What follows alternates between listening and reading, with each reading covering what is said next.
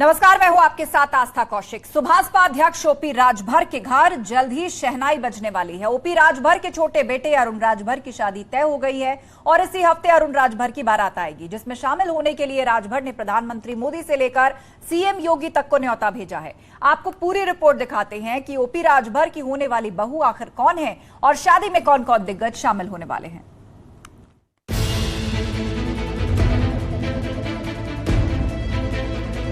SBSP के मुखिया और ओम प्रकाश राजभर के छोटे बेटे अरुण राजभर के सिर सेहरा बंधने वाला है। अरुण राजभर घोड़ी चढ़ने वाले हैं और कभी ना टूटने वाले बंधन से बंधने वाले हैं। अरुण राजभर की शादी में दिग्गजों का जुटना होगा, तो शादी से पहले पीएम ने भी राजभर को बधाई संदेश दिया। पीएम मोदी ने बधाई संदेश में लिखा, अरुण और निकिता के विवाह का निमंत्रण पत्र पाकर प्रसन्नता हुई। परिवार की खुशी में शामिल करने के लिए बहुत बहुत धन्यवाद। वर वधू को नव जीवन के शुभारंभ की बधाई। शुभ लग्न की बेला में जीवन में खुशियों की सौगात लाए। राजभर ने पीएम मोदी के साथ ही CM Yogi Adityanath, deputy CM समेत देश के दिग्गज नेताओं को शादी का आमंत्रण दिया है। इसके साथ ही 11 जून को शादी और 13 जून को वाराणसी में रिसेप्शन में शामिल होने का न्योता भेजा है। यानी वैवाहिक कार्यक्रम में तमाम हस्तियों का शामिल होना कई समीकरण साधेगा। ओम प्रकाश राजभर के बेटे अरुण राजभर के विवाह के आमंत्रण पर पीएम मोदी ने पत्र लिखकर बधाई दी है। पीएम ने इस पत्र के जरिए अपनी शुभकामनाओं के साथ साथ वर वधू के लिए आशीर्वाद भी भेजा है। अब इस पत्र के सामने आने के बाद सुभाषपा और भाजपा की नजदीकियों पर एक बार फिर से चर्चा गर्म हो गई है। अब 2024 के चुनाव को लेकर एक बार फिर से कयास लगाए जा रहे हैं कि ओम प्रकाश राजभर भारतीय जनता पार्टी के साथ खड़े हुए दिखाई देंगे, क्योंकि जाहिर सी बात है कि पूर्वांचल के जो क्षेत्र हैं वहां पर उनकी पैठ अच्छी है। शुक्रवार की शाम राजभर के वाराणसी आवास पर हल्दी की रस्म आयोजित की गई। परिजनों के साथ रिश्तेदारों ने शिरकत की तो पार्टी के प्रमुख लोग भी नजर आए। हल्दी के दौरान ओम प्रकाश राजभर का वो स्कूटर भी नजर आया जिसे चलाकर उन्होंने गांव-गांव जाकर अपने समाज को जगाने का काम किया था।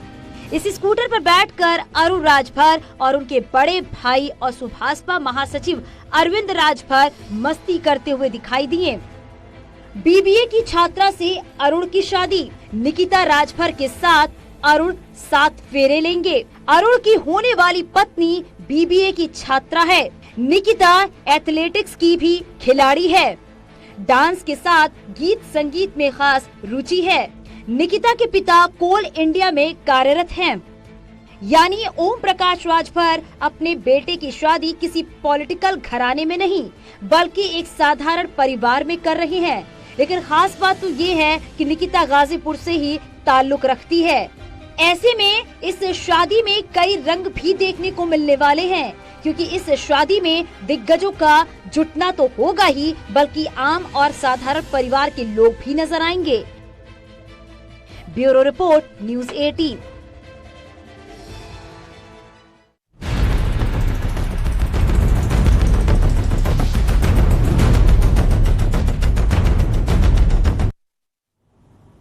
राज्य सरकार नकल माफिया और सॉल्वर गैंग के खिलाफ कड़ी कार्रवाई की तैयारी कर रही है और इसके लिए भर्ती परीक्षा में नकल रोकने संबंधी नया कानून बनाने पर विचार हो रहा है। राज्य विधि आयोग ने पेपर लीक होने से रोकने और सॉल्वर गैंग पर लगाम लगाने के लिए कानून का मसौदा तैयार कर सीएम योगी को सौंप दिया है। आपको पूरी रिपोर्ट दिखाते हैं।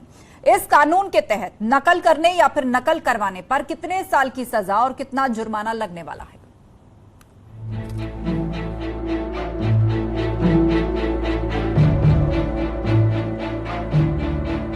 योगी सरकार नकल माफिया के खिलाफ मसौदा तैयार कर रही है।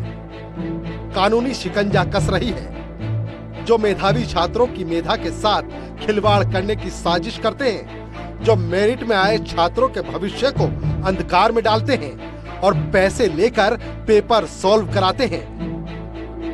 अब उन सॉल्वर गैंग के खिलाफ सरकार कड़ी कार्रवाई करने की तैयारी में लगी है। भर्ती परीक्षा के दौरान नकल को रोकने के लिए नया कानून बनाने के बारे में सरकार सोच रही है। पेपर लीक करने पर जुर्माना और जेल, पेपर सॉल्व करने वालों को जेल की सजा, दोषी पाए जाने पर 14 साल का कारावास, 25 लाख तक लग सकता है जुर्माना। यानी अब वो दौर खत्म होने वाला है जब किसी और को नौकरी दिलाने या परीक्षा में पास कराने के लिए क्वेश्चन पेपर लीक किया जाए या फिर दूसरे को उसकी जगह बैठाया जाए। ये कोशिश अब सोल्वर गैंग को सीधे जेल की सलाखों के पीछे पहुंचाने वाली है। उत्तर प्रदेश में मेधावी छात्र छात्राओं के लिए मुख्यमंत्री योगी आदित्यनाथ की सरकार ने एक बड़ी पहल की है। मुख्यमंत्री योगी आदित्यनाथ लगातार नकल विहीन परीक्षा रोकने के लिए उत्तर प्रदेश में काम कर रहे हैं और इसके तहत मुख्यमंत्री योगी आदित्यनाथ ने एक निर्देश दिए थे विधि आयोग को कि नकल विहीन परीक्षा कराने के लिए एक बाकायदा अध्यादेश तैयार कराया जाए। अब विधि आयोग ने इस अध्यादेश को तैयार कर लिया है और उसे मुख्यमंत्री कार्यालय भेज दिया गया है। इतना ही नहीं, सजा और जुर्माने के साथ दोषियों की संपत्ति को भी कानून के तहत जब्त किए जाने की व्यवस्था होगी। न्यायमूर्ति जस्टिस प्रदीप कुमार श्रीवास्तव, जो कि आयोग के अध्यक्ष हैं, कमेटी ने मसौदा उन्हीं की अध्यक्षता में तैयार किया और इसके लिए अनेक राज्यों के ऐसे कानूनों की स्टडी की है। फिलहाल मसौदे में 28 सेक्शन रखे गए हैं। हालांकि ये जानना भी जरूरी है कि सिर्फ नकल माफिया ही नहीं, बल्कि परीक्षा में चोरी करने या नकल करवाने वालों पर भी शिकंजा कसने वाला है। परीक्षा में नकल करने पर 7 साल की सजा, परीक्षा में नकल करने पर 5 लाख तक का जुर्माना, परीक्षा में दूसरों को नकल करवाने पर भी सजा, दूसरों को नकल करवाने पर 7 साल की सजा, दूसरी बार दोषी पाए जाने पर 3 साल की सजा।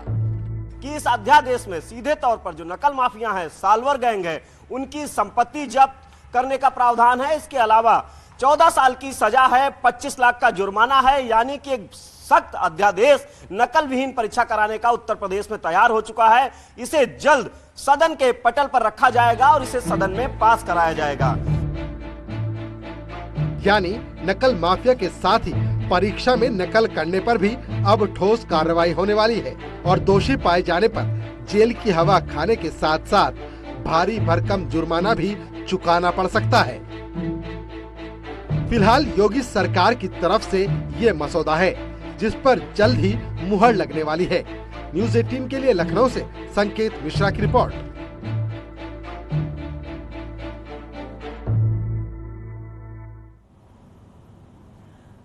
2024 में एक बार फिर से सांसद स्मृति ईरानी अमेठी से चुनाव लड़ने वाली हैं और इसके लिए वो लगातार अमेठी के दौरे पर हैं। इस बीच स्थानीय लोगों की मदद भी करती नजर आ रही हैं। एक बार फिर से केंद्रीय मंत्री स्मृति ईरानी ने अमेठी में गंभीर बीमारी से ग्रस्त 1 साल के नवजात के इलाज का पूरा जिम्मा उठाया है। दरअसल गौरीगंज नगर पालिका इलाके का रहने वाला बच्चा हार्ट की परेशानी से जूझ रहा था और जिसके ऑपरेशन का जिम्मा मंत्री स्मृति ईरानी ने उठाया है। स्मृति ईरानी ने पीड़ित बच्ची के पिता को परिजनों के साथ दिल्ली बुलाया, जहां पर उसका ऑपरेशन होगा। स्मृति ईरानी ने बच्ची को अपनी गोद में उठाकर दुलार भी किया। रहता है और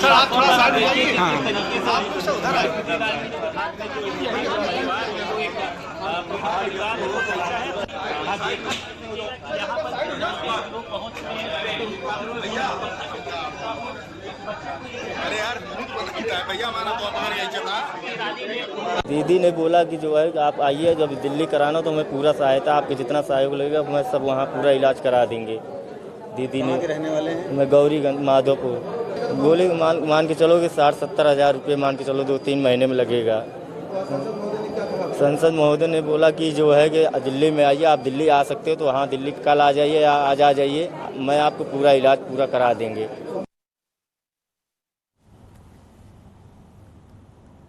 अमेठी में केंद्रीय मंत्री स्मृति ईरानी ने कांग्रेस नेताओं पर भी हमला बोला। कांग्रेस पार्टी के नेता की मोहब्बत की दुकान खोलने के बयान पर स्मृति ईरानी ने तीखा तंज कसा। उन्होंने कहा कि कांग्रेस नेताओं ने प्रमाणित कर दिया है कि राजनीति कांग्रेस पार्टी के लिए एक व्यवसाय है, कांग्रेस कोई संबंध नहीं है। केंद्रीय मंत्री स्मृति ईरानी गौरीगंज नगर पालिका परिषद कार्यालय के भवन का लोकार्पण करने पहुंची थी। मैं इतना ही कहना चाहती हूँ कि कांग्रेस के जो भी कार्यकर्ता दुकान खोलने की बात कर रहे हैं, उन्होंने इस बात को प्रमाणित कर दिया कि राजनीति कांग्रेस पार्टी के लिए व्यवसाय है, राष्ट्रनीति से कांग्रेस पार्टी का कोई संबंध नहीं। गौरीगंज में आज नगर पालिका और दुधवा टाइगर रिजर्व में बाघों की मौत से जुड़ी हुई बड़ी खबर। केंद्र सरकार ने अब 3 सदस्यीय जांच कमेटी बनाई है। बाघों की मौत आखिर कैसे हुई, ये टीम उसकी जांच करेगी। 15 दिन में जांच टीम अपनी रिपोर्ट भी सौंपेगी। रिटायर्ड आईएफएस शैलेश प्रसाद इस टीम का नेतृत्व करेंगे।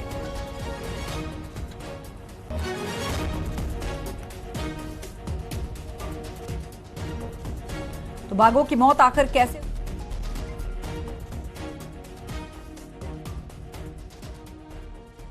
में बाघों की मौत का सिलसिला रुकने का नाम नहीं ले रहा है। दुधवा टाइगर रिजर्व के बफर जोन की मैलानी रेंज के कोर इलाके में एक 3 वर्षीय बाघ का शव संदिग्ध हालत में मिला है। इस बाघ के सर पर चोट के निशान मिले हैं। रिपोर्ट मांगी है। नहीं, देखो, बड़ा ठीक बात है कि वो क्यों मृत्यु हुई, कैसे मृत्यु हुई, तो जरूर इसको बात को सामने आना चाहिए। और अच्छा है, क्योंकि आपने देखा कि भाजपा की सरकार में बाघों की संख्या बढ़ी है। तो अगर कहीं इस प्रकार की दुर्घटना होती है तो उसमें जरूर जांच होकर जो भी सच्चाई है सामने आनी चाहिए। सवाल इस बात को लेकर उठ रहे हैं कि अब जंगल में शिकार की कमी नहीं है, न ही पानी की कमी है। ऐसे में बाघ भूख और प्यास से तो मर नहीं सकते, तो फिर इस मौत के पीछे की वजह क्या है? इसे लेकर सीएम योगी बेहद चिंतित हैं और अब उन्होंने जांच के निर्देश दिए हैं। Bureau report, news 18।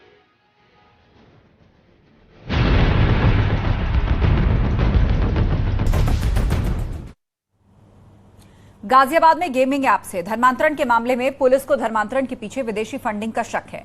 शाहनवाज उर्फ बद्दो और उसके परिजनों के पुलिस बैंक खाते खंगाल रही है। करीब 30 बैंक खातों की पुलिस इस वक्त जांच कर रही है। बैंक खातों से फंडिंग के कई राज खुल सकते हैं।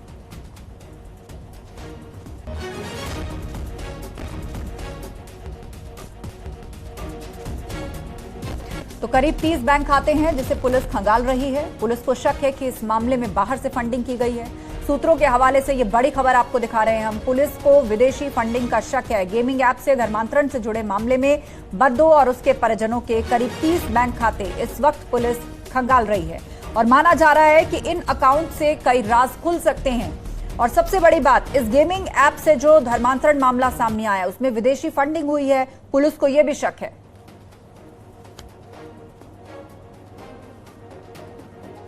ब्रेन वॉश की चैट में क्या था ये भी जान लीजिए। सुन्नत पढ़ने के लिए बोला जा रहा था बच्चे को। घर में झूठ बोलने के बारे में यहां बताया जा रहा था और कहा जा रहा था जिम का बहाना बनाकर बाहर नमाज पढ़ने जाओ, उसके लिए टाइम बताया गया। मस्जिद में बैठने की जगह तक इस बच्चे को बताई जा रही थी। नमाज कैसे होगी ये भी बताया। आरोपी बद्दो ने इस्लाम की कहानी बताई। वजू का जिक्र है इस पूरी चैट में। जाकिर नाइक का वीडियो भी यहां पर मौजूद है। सुन्नत पढ़ने के लिए बोला जा रहा था। इस तरीके से ब्रेन वॉश की कोशिश चैटिंग के माध्यम से की गई।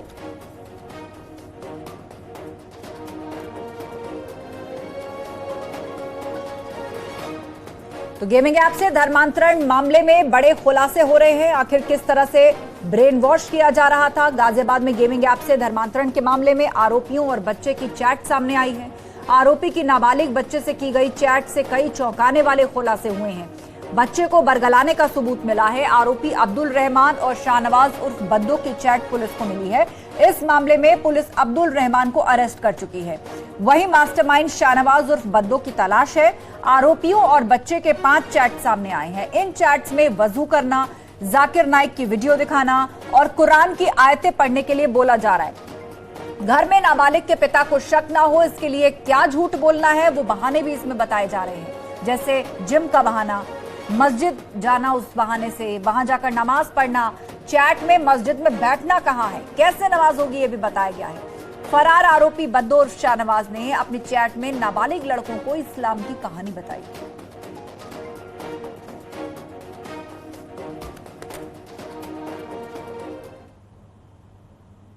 और इसी के साथ रुकेंगे एक ब्रेक के लिए। जल्द होंगे हाजिर, खबरों का सिलसिला जारी है। आप देख रहे हैं न्यूज़ 18 उत्तर प्रदेश उत्तराखंड।